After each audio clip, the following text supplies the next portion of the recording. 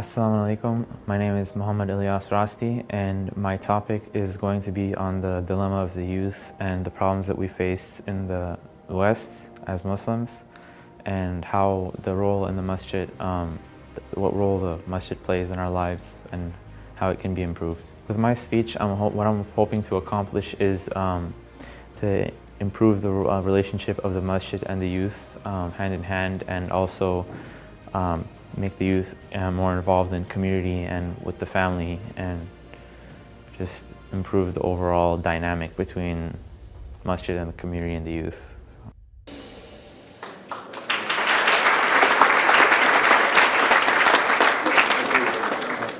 So, assalamu alaikum everyone, brothers and sisters. Alright, so in our day-to-day lives, we always find ourselves dealing with small problems here and there. From small annoyances to huge crises, it's a fact of life, and we can't avoid it. And my problem right now is I can't remember what I wrote my speech, what I'm saying. So there's that. So, dealing with our problems is an art. It's different for everybody. Some people go to the gym, and that's a good place to relieve stress and, clear your head. Creative types go for art. Team sports, meditation, essential oils, yoga, and community, hanging out with friends. These are all ways that people cope with their problems and, keep it together. But religion is the backbone for most people, and without it, they'd fall apart. And adults, for the most part, have most of these things figured out, I hope. And yeah, with jobs, routines, and religion or lack thereof. Now, the Muslim youth, especially the Muslim youth, don't have many of these things. We're born to Eastern parents in a Western world, and there's already a disconnect right there. For the most part, basically, we're struggling with our identities, and we don't know, we're in a Western society, we don't know who we are, what we're doing, where we belong, and what even is the point of life. But I'm pretty sure most of us don't know that last one anyway, so it's not that bad. But the big who am I question. Yeah, we're all confused. And as you can see, I don't know what I'm going to say next. Alright, so the world is not all black and white. It's not even a spectrum between the two colors. That would have at least made sense. Yin and yang, as some would put it. The good you can see within the bad. There is no red tape. Navigating the good and bad in this world is no simple task. There's no red tape telling you that this action is wrong and this action is right. You just have to go with it and see what happens. And the problem comes up in morality. And a quick example of this is when trolley problem, classic trolley problem. For those of you that aren't familiar, the trolley problem basically goes like this. There's a train, as you can see in that corner right there, and it's coming down a track, and it's headed towards those 5 people who are standing, and for some reason they're supposed to be tied down. And there's also the side track, and there's only one person tied down. In this problem, you are the person at the lever, and you have the choice of doing nothing and letting 5 people die, or pulling the lever and letting one person die. I'm going to let you take a minute to think what you would do in this situation. But here's the problem. You do nothing, 5 people die, and that's on you. The problem is you could have done something to save those 5 people. Pull the lever, and then you become a murderer. You killed one person with your actions. And this is the problem. This signifies the choices that we have to face in our lives. There's no absolute right and wrong, and it's hard to distinguish between the two actions.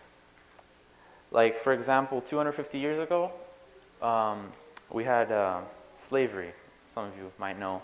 And you say, nowadays, I'm pretty sure everyone hates it. It's a horrible idea. Bad all around. But back then, people supported it. And you'd think, whoa, that sounds pretty evil. Even the kids, they supported slavery. So the thing is, what changed?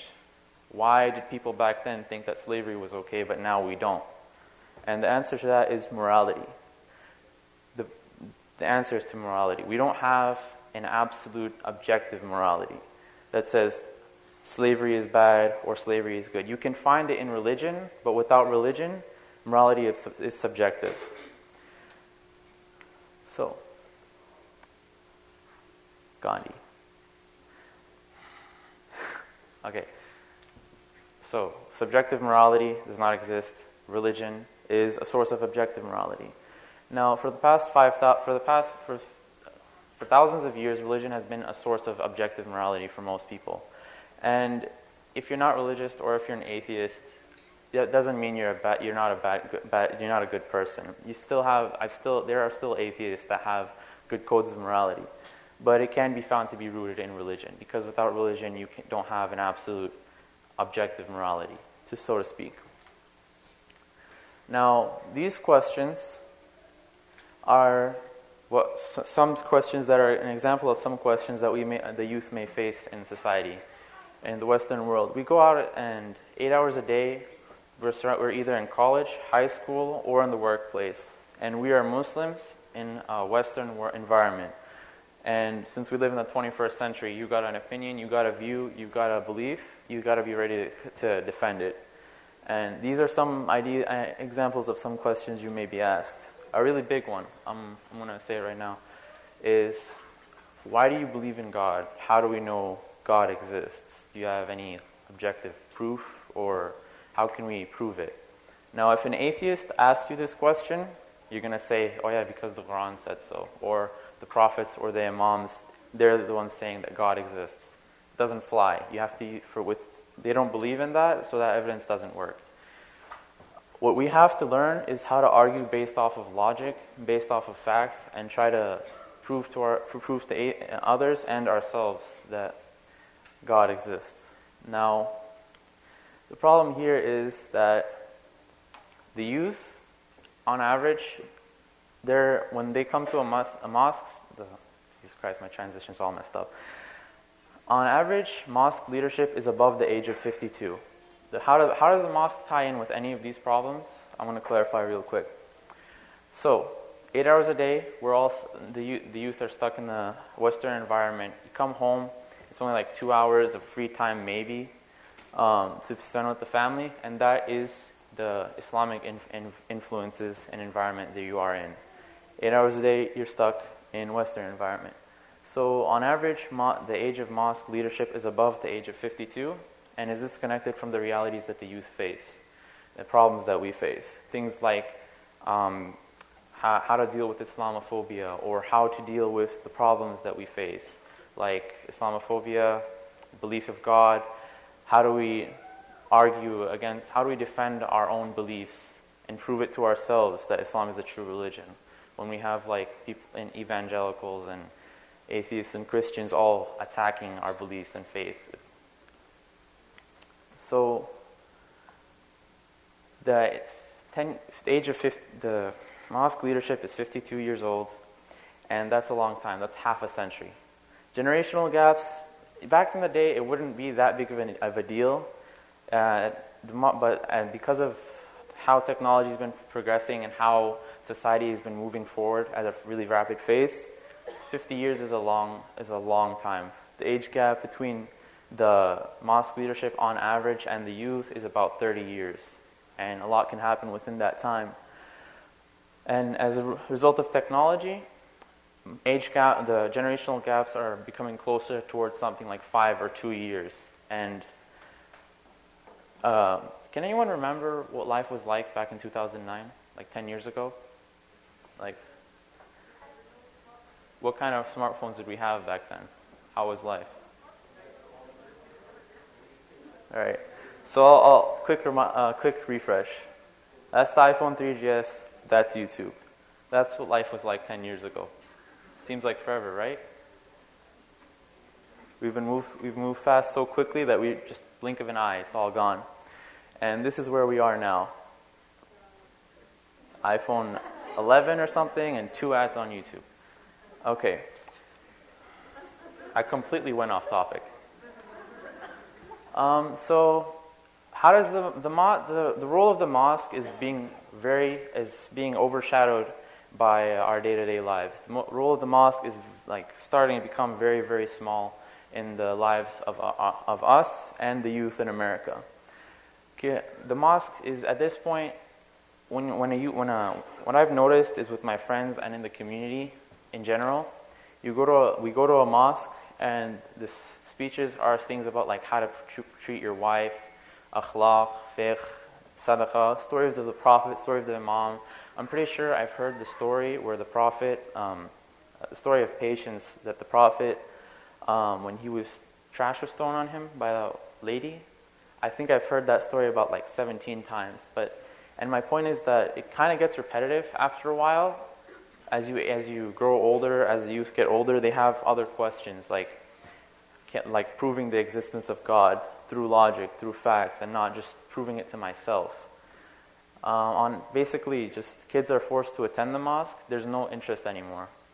The youth that do attend spend their times on their phone. The majority of the youth that are in the masjid are running around outside talking or driving around or just having fun. And the topics are just not relatable and therefore hard to pay attention to. Like, it doesn't resonate within the youth that attend the masjid. Topics like that I just previously mentioned, they're relevant to me in like maybe 15 years, but not now. So it's kind of hard to listen to, hard to pay attention to, and I'm sure some of you can agree with that. Now, without facts, without any statistics, these are just like unverified claims, and for all we know, it could be a non-issue. So these are statistics done by the study done by the Pew Research Center in 2018. And what these nuns are is the number of adults in America that don't identify with any religion and don't practice at all. And previously they were practicing, but now they're atheists or agnostic. And what's the problem? For 60% of them, right there, this thing doesn't work. Okay, it's supposed to be a laser. 60% of the nuns, so-called nuns, state that questioning a lot of their religious beliefs is the problem for their lack of faith. And basically an example of that would be like they went and they're not happy with the answers that are given by their speakers, priests, molanas, and stuff like that. Answers like just believe, or they're not happy with the answers that they were given. Now, this is sad because in Islam, we are encouraged to challenge and ask questions and question our belief in faith. That Islam does not condone blind following. Just you're a Muslim just because you were born a Muslim. So what happens if you were born a Christian? Would you be a Christian, or would you be a Muslim? Each faith claims that they're the one true religion. But if you have 5 religions claiming that, what are we supposed to do? Should we just follow all of them, follow none of them? Which one's true? You can't have 5 winners. So Islam encourages all of us to go and research and find out for ourselves the one true religion and prove to yourselves logically that this is the true religion. This ayah right here, when it is said to them, come to what God has revealed, come to the messenger, they say, enough for us are the ways we found our fathers following. So basically this ayah has to do with the Prophet when he was trying to convert the idol worshippers in Mecca or Medina, forgot. But what it says is basically that why are you following religion based off of tradition? What if it's wrong? What if your traditions are all fake? All right, and now I'm out of time. Thank you.